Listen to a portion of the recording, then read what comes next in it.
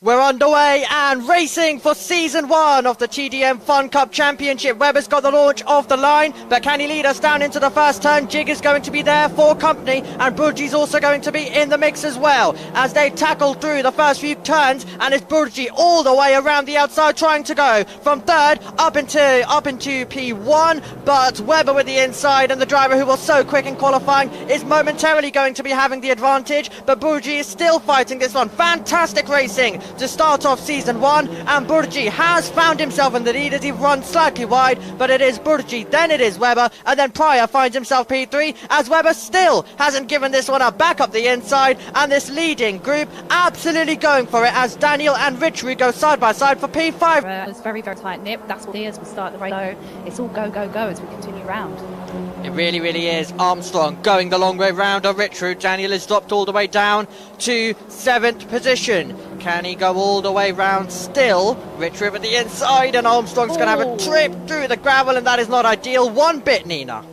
As it is very, very close for 3rd and 4th position, and actually there's a chance here for Jig. Jig trying to find their way by, trying to look left and right, trying to sell the dummy, but not being successful in the process. So Pryor still running in the podium position. And this new league, as Richard is trying to do something further back in terms of an overtake up against Daniel. Daniel and Richard neck and neck with Armstrong, spectating with the rest of us and watching this battle take place, but it's Daniel who stays ahead of Richard, who cannot find their way by. But Nina, you see this probably a lot as a marshal, especially in this type of racing where, you know, one route doesn't work, you can try and go for another, inside, outside. There's so many possibilities, especially around Brands Hatch.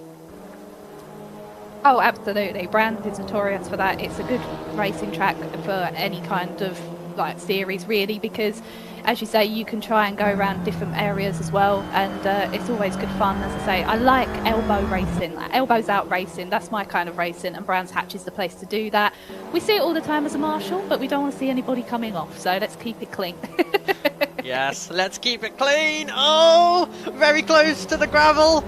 Armstrong, is he keeping it clean? Just about. Just about. Matt is under pressure, talking about marshals, under major pressure, and Jig is really trying to do something directly in behind where he can hopefully make an overtake in his case. Matt, of course, hoping for the opposite. We've got 10 minutes and 50 seconds on the clock to go.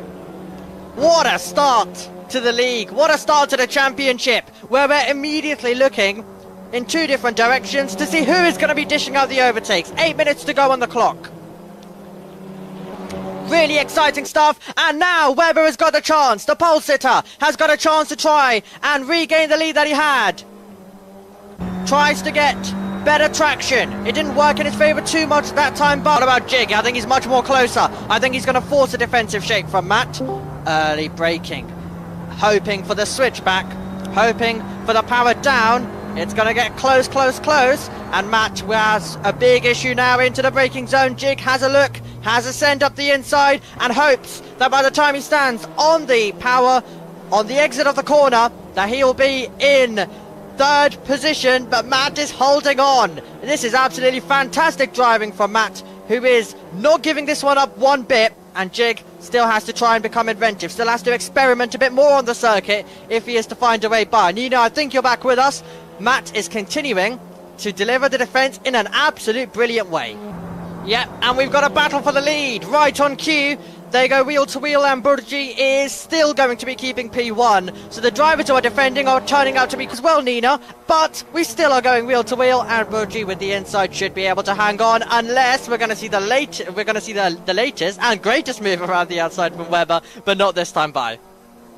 No, that was really, really close. That was good defending. But here we go, we're coming round here. So that's really good defending, actually. He's keeping them at bay, but he's still trying to get all those opportunities, and he's just taking him off. Oh my word, Burji. I feel like we're jinxing it. We are jinxing it, absolutely, as Pryor is at risk of losing the position. So Webber gets himself to the lead, Burji drops down to 2nd place, and Pryor at the same time is still, though, being successful in his bid to keeping P3, as Jig cannot go anyway past. So we have got a change for the lead, but still 3rd and 4th are remaining in the same positions. I say that the Jig is absolutely on it with the traction, and now as they go towards our camera, the move possibly could be on for Jig, And this is absolutely fantastic. Of course, with these smaller cars, it means even at a tight circuit like Brands Hatch, you've got plenty of chances to try and make an overtake. And Jig is feeling very brave all the way round. That is absolutely fantastic. And he still somehow is level. And he still is finding himself alongside until Pryor gets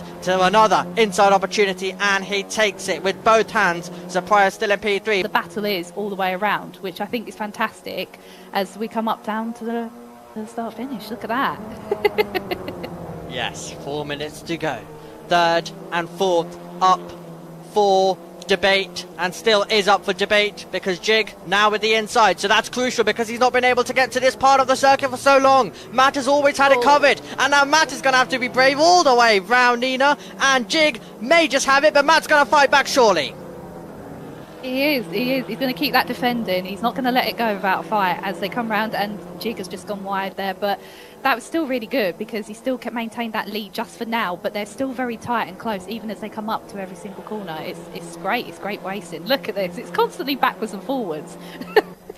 Yeah, and you think that you're exaggerating the point every single corner, but it is quite literally every single corner. As unbelievable as it is, they're still going for it. And it's fantastic to watch. And Matt has always had this under control, but Jig this lap has felt the most confident of all to finally get ahead, and he has got ahead. Matt loses the place, and Jig finally takes third position with 3 minutes to go, Nina. And so I think probably will need some drama at the front, but the top two are so close together, and Jig absolutely fighting away with the car there, and that's going to give actually momentum and a good chance for Pryor to fight back. So he may have done all of the work to get that position, and now Pryor has got the chance to go all the way round into the first turn. So now he's the attacking car. Let's see how he does with the attack, and let's see what Jig does with the defense. But they're still going for it, and it's very close, door to door stuff, British touring car stuff basically, Nina, between the two.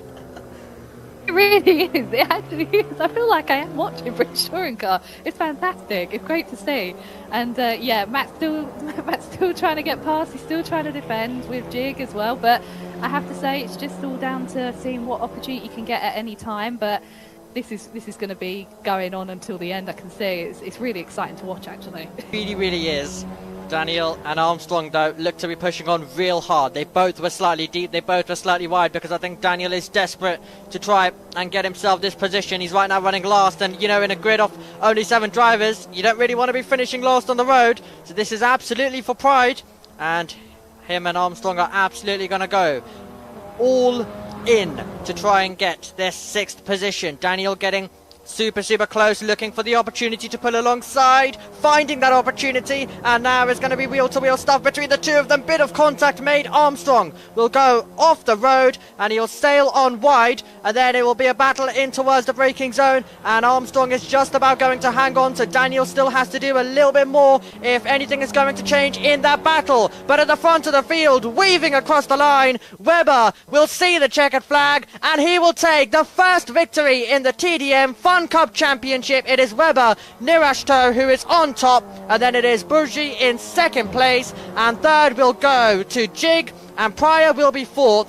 Ritru will follow in P5, but Nina, it is all to be fought for P6 and P7, and they're side by side. I think Armstrong is going to have it. Oh, Daniel's going to get close, and it's going to be a drag race to the line between the two of them. 0.08 of a second, and Armstrong gets there. Fantastic.